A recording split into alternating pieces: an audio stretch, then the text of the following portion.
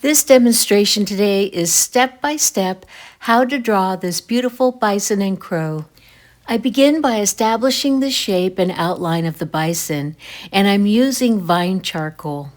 This demonstration is on a stretched canvas, and I do really enjoy drawing on canvas. And what I find is once I seal the charcoal onto the canvas, I can then add a paint, whether it be acrylic or oil paint.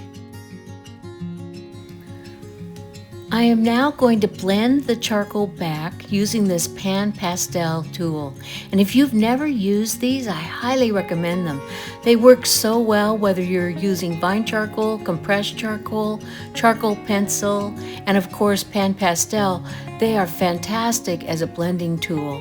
I will link this tool as well as the other art tools and supplies I'll be using today in the description area below the video.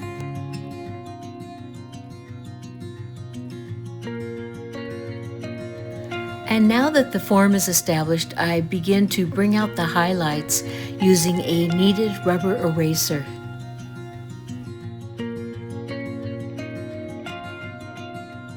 And now I'm going to establish some of the details and some of the shadows.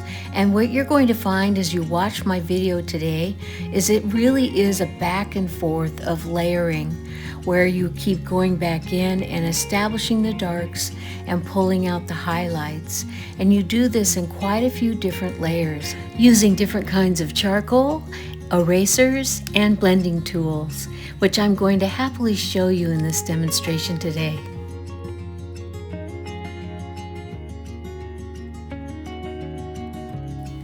I am now applying a little more charcoal using my pan pastel tool, and what I did is I dipped it into some powdered charcoal. But oftentimes when you use this tool, you'll find that it's kind of dirty from your last drawing experience, and will apply softer tones of charcoal because there's less charcoal on the pad of the tool. I am now establishing the form of the crow.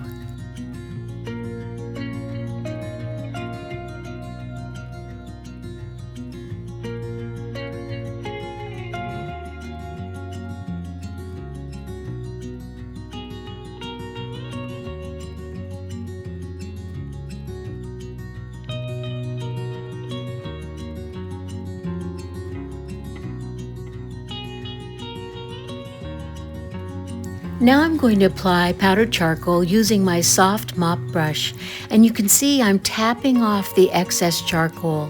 I want it to go on in a very soft and light layer. And now I'm establishing some of the dark tones using my pan pastel tool, also dipped in powdered charcoal.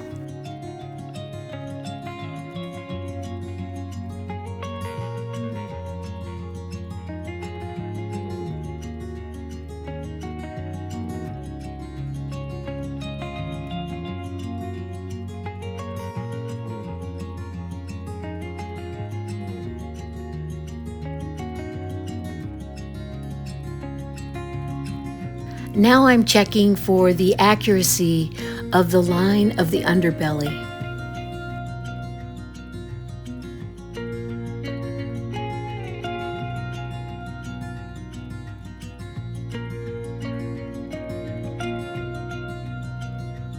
And pardon that light in the upper left-hand corner, that is the sunlight reflecting in my art studio.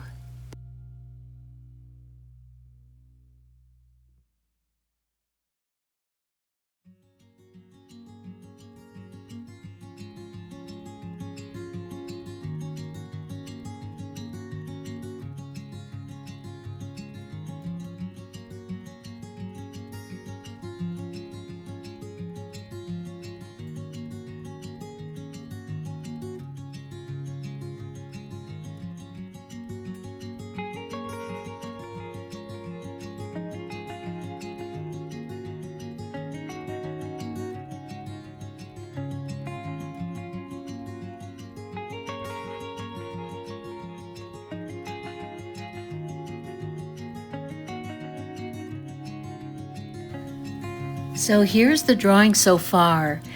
This is kind of in the middle stage, but I do like how the different tones and shadows and light have been established. And what I'm going to do next is establish the darks around the crow and create the texture on the canvas. And I'm going to begin by using black pan pastel. What I love about the black pan pastel is it's a very rich, deep tone of black. And it blends very well with charcoal, and it's very erasable, so I can still bring out details, highlights by using my kneaded rubber eraser.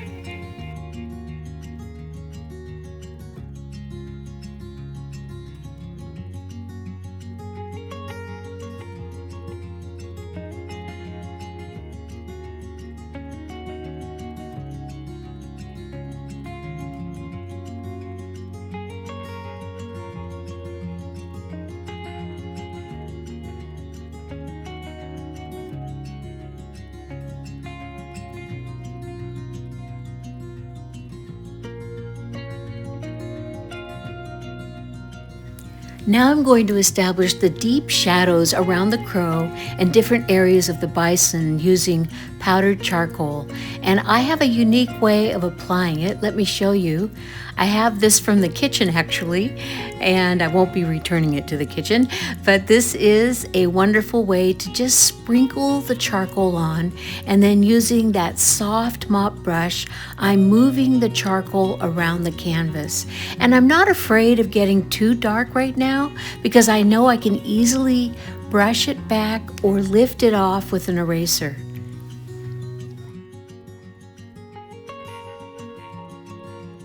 And the brush I'm using today is a soft makeup mop brush, a really high quality brush that's very affordable. I'm now going to apply acetone with 2 different types of spray bottles. This mists the canvas with a very fine mist of acetone, and this really does a great job as a light fixative for the charcoal. This spray bottle definitely applies the acetone in a thicker droplet type spray, and then I actually tap on the acetone in areas of the charcoal just to establish more variety in the texture of the charcoal. Now it's time to seal the charcoal to the canvas, and my next step is I'm going to be applying acrylic inks to this drawing. And in order to seal the canvas, you may want to watch this video. I'm going to link right here, and it's a very short video and it shows the entire process of sealing the charcoal to your canvas. I hope you enjoyed this video today. Please don't forget to like and subscribe, and I'll see you back here really soon. Bye!